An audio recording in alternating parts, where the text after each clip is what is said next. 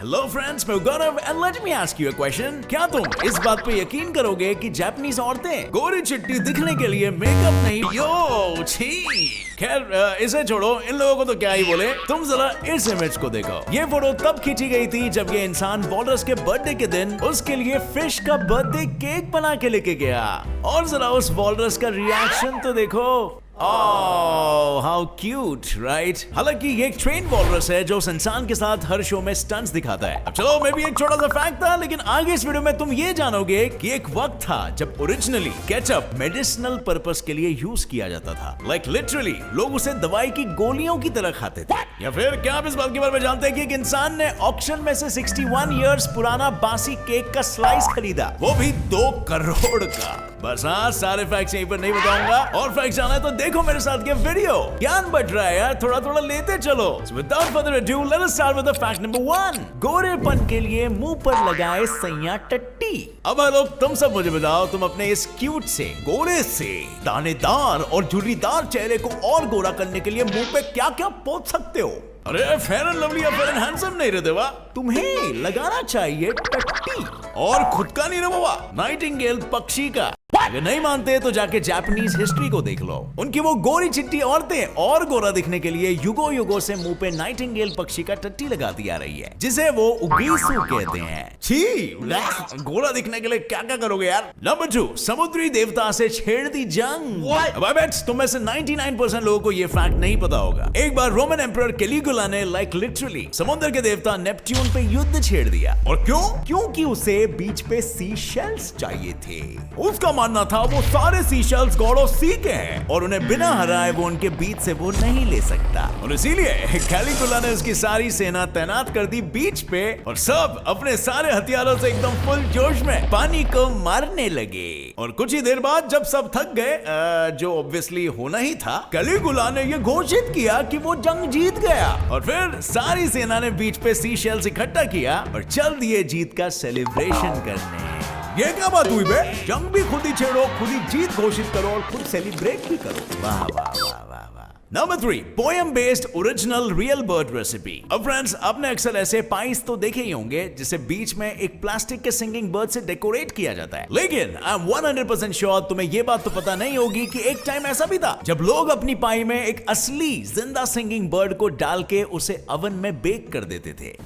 एक असली जिंदा जीती जागती बर्ड को। नहीं मानते? अरे इस पे तो एक पूरी पोएम भी है जो हमने नर्सरी में पढ़ी थी। 4 and 20 blackbirds baked in a pie। और तो और एक फूड राइटर स्टीवन रेकलिन ने भी इस पर लिखा था, जहां उसने ये कहा है कि जब वो पाई बनाने की कई सारी रेसिपीज पढ़ रहे थे तब उन्हें इस रेसिपी के बारे में पता चला, जहां लोग जिंदा बर्ड पाई में डाल देते हैं ताकि टेस्ट और बढ़ जाए। भाई जिंदा बर्ड पिघलेगा थोड़ी ना, जो बेक करने के बाद पाई का स्वाद बढ़ जाए। कुछ भी। नंबर 4, इंजीनियर्स ने सुखा दिया था। इंजीनियर्स ने ये प्लान किया कि नायगारा का इरोड होना तो जायज बात थी और उन्होंने नायगारा फॉल्स को रुकाने के लिए अमेरिकन फॉल्स, जहां से नायगारा फॉल्स को पानी मिलता था, वहां 28,000 टन के पत्थरों को डालकर उसका मुंह मोड़ दिया और पानी ना मिलने पे नायगारा फॉल्स सूख गया। पर ताजुब की राइट। सो फ्रेंड्स, आगे बढ़ने से पहले ये है बायनमो ऑनेस्ट ट्रेडिंग ऐप। इसमें बिग कंपनीज जैसे गूगल और अमेज़न के स्टॉक्स में इन्वेस्ट करना होता है और ये ऐप एंड्रॉइड और एप्पल दोनों में अवेलेबल है। इसमें ग्राफ प्रेडिक्ट करना होता है। चलिए मैं आपको एक ट्रेड करके दिखाता हूं। जैसे कि मुझे लग रहा है ये स्टॉक की वैल्यू बढ़ेगी, इसीलिए मैंने 3500 लगा के अब ट्रेड लगा दिया। वेट फ्रेंड्स, आई थिंक हमारा प्रेडिक्शन सही होगा and yes it's successful, we earn money. पर अगर प्रेडिक्शन रॉन्ग हुआ तो आपका लॉस भी हो सकता है और हम ये अर्न किए अमाउंट को इजीली पेटीएम या बैंक अकाउंट से विड्रॉ भी कर सकते हैं। इसका मिनिमम डिपॉजिट है 350 रुपीज। अगर आप डिपॉजिट करते समय हमारा प्रोमो कोड यूज करोगे तो आपका अमाउंट डबल हो जाएगा, यानी 350 का 700। सो अगर डिस्क्रिप्शन में दिए गए लिंक से डाउनलोड करोगे तो आपको डेमो अकाउंट में 65,000 ट्रेड प्रैक्टिस करने के लिए मिलेंगे। जाइए फ्रेंड्स, बायनमो ऑनेस्ट ट्रेडिंग ऐप को डाउनलोड कीजिए, डिस्क्रिप्शन में दिया गया है लिंक। नंबर 5, केचप की पिल्स। क्या तुम्हें पता है केचप जो आज तुम फ्रेंच फ्राइज के साथ मजे ले लेके खाते हो वो असल में ऐसे लिक्विड नहीं बल्कि गोलियों के फॉर्म में मिलता था। 1800s में केचप सबसे पहले मशरूम से बनाया जाता था, पर फिर आया एक डॉक्टर जॉन कुक, जिन्होंने बनाया टोमेटो केचप और बना दी उसकी गोलियां, क्योंकि उनका मानना था कि ये गोलियां जुलाब और पाचन क्रिया यानी डाइजेशन को सुधार सकती थी। पेट सफा, रोक दफा। और ये काफी फेमस भी हुई, पर जैसे जैसे जब लोगों को उस पिल्स की रेसिपी का पता चलने लग गया तो वो गोलियां बंद हो गई और लोग उसे अपने नॉर्मल होम रेसिपी में लिक्विड के जैसे यूज करने लग गए। Quite interesting history, right? Number 6, hair freezing contest. हाँ फ्रेंड्स, बिल्कुल बराबर सुन रहे हो, ये एक फैक्ट है। हर साल कनाडा के तकीनी हॉट स्प्रिंग में ये हेयर फ्रीजिंग कॉन्टेस्ट होता है। लाइक लिटरली लोग वहाँ आते हैं सिर्फ और सिर्फ कंपटीशन में अपने बाल को फ्रीज कराने, क्योंकि वहाँ का टेम्परेचर इतना लो है तुम्हारे बाल 1 मिनट में फ्रीज हो जाते हैं। और इस कंपटीशन में लोगों को उनके बालों से अलग अलग और अच्छे खासे फ्रोजन शेप्स बनाने होते हैं। और फाइनली हर कंपटीशन की जैसे इसमें भी 3 विनर्स बनते हैं, बेस्ट मेल, बेस्ट फीमेल और बेस्ट ग्रुप, जिन्हें फिर $2000 यानी 1,40,000 रुपयों के कूपन्स गिफ्ट किए जाते हैं। नंबर 7, जिंदगी हो तो ऐसी। बालों, जिंदगी हो तो कोयलाज जैसी, वरना ना हो। और क्यों? क्योंकि साले वो सुस्तर लोग दिन में 18 से 20 घंटे तो सिर्फ सोते ही रहते हैं। पर ऐसा इसीलिए क्योंकि वो लोग जो यूकेलिप्टस खाते हैं वो जहरीला होता है और उस चीज को पचाने के लिए उनके बॉडी को 18 से 22 घंटे तक लग जाता है। अब जाहिर सी बात है, खाना डाइजेस्ट ही नहीं होगा साला जल्दी, तो एनर्जी कहां से मिलेगी? और अगर एनर्जी नहीं मिलेगी तो बंदा सोएगा ही ना। मतलब समझ रहे हो ना, खाना पीना, हगना मूतना या मचाना, सब कुछ सिर्फ वो बचे कुचे 2-4 घंटों में ही करना होगा। अब बताओ, चाहिए ऐसी जिंदगी? हाँ, आप दो ना।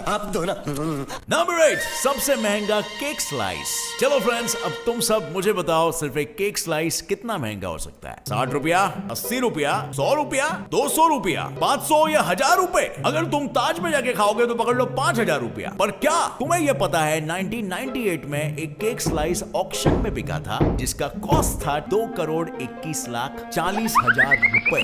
क्योंकि ये कोई साधारण केक का स्लाइस नहीं था, बल्कि 1937 के राजा और रानी के शादी के केक का स्लाइस था। भाई, जिसने भी खरीदा वो केक का स्लाइस, पहली बात तो ये कि वो 61 इयर्स पुराना था और उसने उस बासी केक के लिए 2 करोड़ कैसे दे दिया? बड़े लोग, बड़े शौक। नंबर 9, क्या तुम्हें पता है दुनिया में एक जानवर ऐसा है जिसका वजन पॉटी करते ही 1/3 कम हो जाता है? और मैं जिसकी बात कर रहा हूँ वो जानवर है स्लॉथ, जो हमेशा पेड़ पे उल्टा लटका हुआ दिखता है, बेताल की तरह। ये स्लॉथ वहीं पर खाता भी है और सोता भी है, पर तुम इस बात पे यकीन नहीं करोगे कि वो पूरे हफ्ते में सिर्फ एक ही बार पेड़ से नीचे उतरता है, और वो भी सिर्फ पॉटी करने के लिए, क्योंकि वो उल्टा लटक के ये तो नहीं कर सकता ना। इनफैक्ट उसे पॉटी करने के लिए सीधा स्ट्रेट खड़ा भी होना पड़ता है, और इसीलिए वो नीचे जमीन पे आके हफ्ते भर का जो माल मसाला उसने पेट में जमा किया होता है वो एक साथ एक झटके में निकाल के फिर ऊपर चले जाता है। और इसीलिए हर बार पॉटी करते ही इनके बॉडी का वेट 1/3 जितना कम हो जाता है। बट तुम ऐसा कुछ ट्राई मत करना वेट लूज करने के चक्कर में। नंबर 10, सच्ची दोस्ती। क्या तुम सब ये जानते हो भेड़िए और कौओं की पुरानी दोस्ती है और शिकार के बाद एक दूसरों की मदद करते हैं? जैसे कि कौवे ऊपर हवा में से ही शिकार ढूंढते हैं, जैसे उन्हें शिकार दिखता है वो अलग अलग आवाजें करके भेड़ियों को यानी वुल्व्स को चौकन्ना कर देते हैं, और फिर वुल्व शिकार को मार गिराता है और फिर वो मिलजुल के खाते हैं। और ये दोनों की दोस्ती का कमिटमेंट इतना भी है कि अगर कोई दूसरा शिकारी नजदीक आ जाए तो भी कौवे ऊपर से वुल्व्स को अलर्ट कर देते हैं। यार, दोस्ती हो तो ऐसी, फायदा ही फायदा।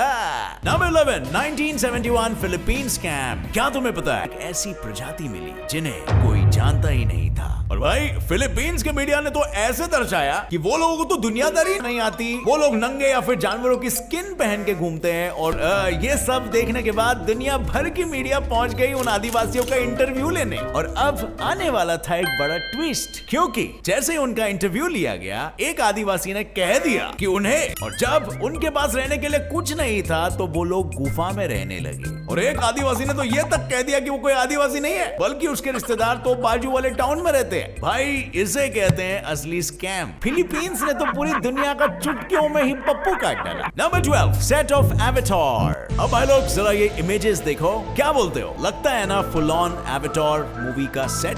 पर क्या तुम इस बात पे यकीन करोगे कि असल में अफ्रीका में